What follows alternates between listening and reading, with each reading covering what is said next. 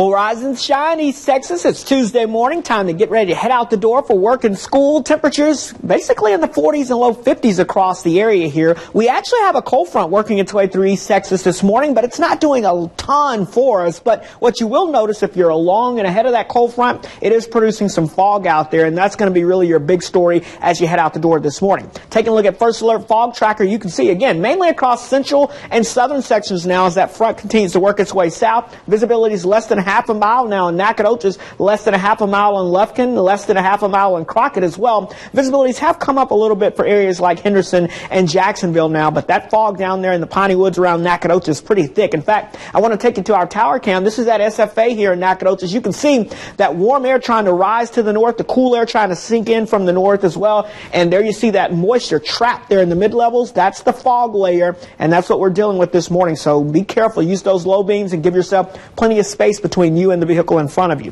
The fog this morning burns off as that cold front moves through. Then we're just sunny.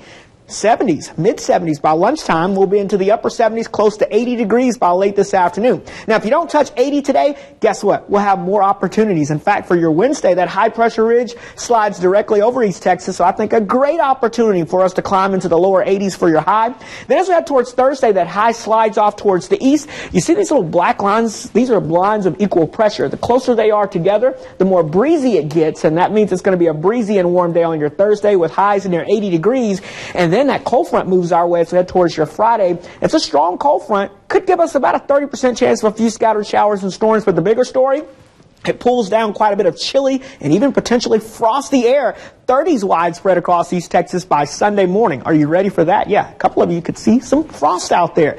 I know it's the middle of November, but the tropical season does not end until late November, November the 30th. And in fact, we have a 70% chance over the next 5 days of this disturbance here in the Caribbean Sea of becoming our next tropical system. In fact, it could become Otto as it moves off towards the north and northeast. We'll keep a close eye on that. Tropical season not over with. At the same time, we're talking about the potential of maybe our first frost in places. Watch out for the fog this morning. Then we warm up upper 70s to lower 80s the next several days. A few storms possible Friday before that cold front arrives this weekend, turning chilly and almost frosty.